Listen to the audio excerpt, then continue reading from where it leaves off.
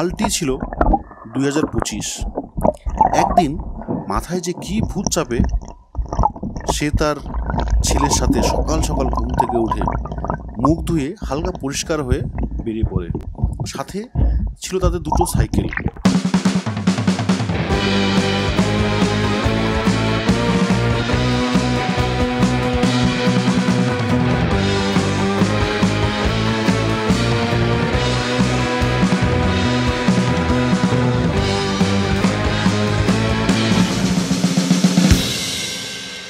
ঘুম থেকে উঠতে দেরি হয়ে যায়, যার ফলে এই সূর্য মামার বিশাল আলোর মধ্যে, তাপের মধ্যে সাইকেল নিয়ে বাপ ও ছেলে বেরিয়ে পড়ে।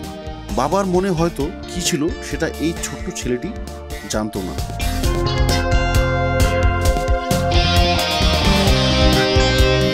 পথে সাইকেল নিয়ে চলতে চলতে একজনের সাথে দেখা হয়ে যায়, কিন্তু এই নিরীহ বাচ্চাটি জানতো না তার সাথে বা তার বাবার সাথে কি হতে চলেছে।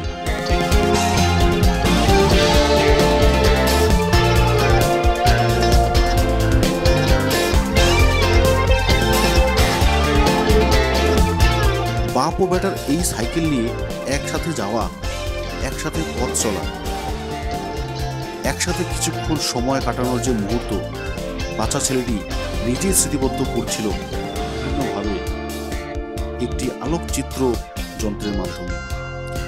সে জানতো না যে এই স্মৃতিগুলোই তার কাছে স্মৃতি হয়ে থাকবে, কারণ কেউ চিরকাল এই পৃথিবীতে চিরস্থায়ী নয়, সবাইকেই একদিন একদিন যেতে হবে। আর এইভাবেই বাপ ও বেটার ছোট্ট একটি মুহূর্ত স্মৃতিবদ্ধ করে রাখে।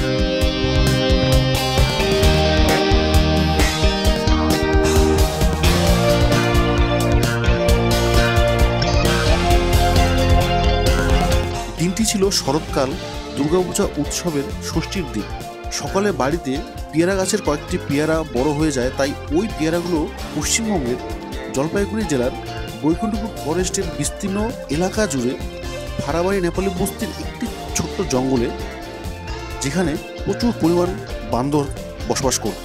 আজকাল জঙ্গল কেটে বাড়ি ঘর বেশি পরিমাণে তৈরি হওয়াতে জনসংখ্যা বৃদ্ধির ফলে বন্য প্রাণীর রক্ষা বা তাদের জীবন রক্ষার যে যুদ্ধ, সেটাই ব্যয়বহুল হয়ে উঠেছে। তাই এইসব ভাবতে ভাবতে সেই পেয়ারাগুলো বান্দরগুলোকে দিয়ে আসার চিন্তা ভাবনা করে বাবা ও বেটা দুজনেই চলে যায় সেই জঙ্গলের ভিতরে। জঙ্গলে গিয়ে দেখে প্রচুর বান্দর, কিন্তু তাদের কাছে পেয়ারার পরিমাণ অনেকটাই কম। তা দেখে মন খারাপ হয়ে যায়, আর সেই পেয়ারাগুলো ওখানে দিয়ে চলে আসে। ওই জায়গা থেকে এসে বাবা ছেলেটিকে জিজ্ঞাসা করলো, তোমার কেমন লাগলো? ছেলেটি উত্তর দিল, আমাকে খুব ভালো লাগলো, আমি এগুলো করতে খুব ভালোবাসি। তখন বাবা একটু মুখে হাসি আর মনে আনন্দ নিয়ে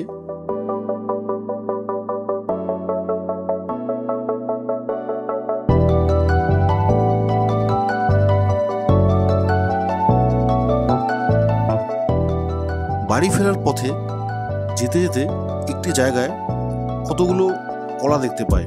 সেই কলাগুলোকে নিয়ে খুব যত্ন সহকারে সেই বান্দরগুলোকে দিয়ে দেওয়ার চিন্তা ভাবনা করে। আর ওখান থেকে সেই বান্দরের যে বাসস্থান, সেখানে গিয়েও দেখে যে আরও অনেক অনেক বান্দরের ওখানে হাজির হয়েছিল, কিন্তু কলার পরিমাণ অনেকটাই কম।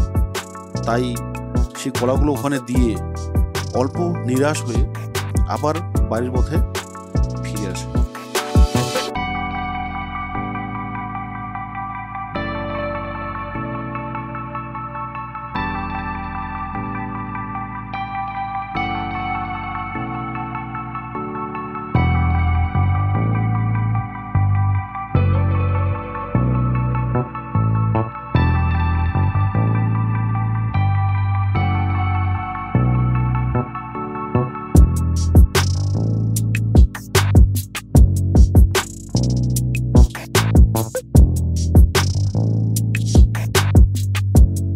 সে জায়গা থেকে দুজনেই এই সূর্যের তাপে সাইকেল চালিয়ে অনেকটা পথ সাইকেল চালায়, পুরো ক্লান্ত হয়ে একটি গাছের ছায়াতে দাঁড়িয়ে অল্প জল পান করে এবং বাড়ি ফিরে যাওয়ার জন্য প্রস্তুত হয়।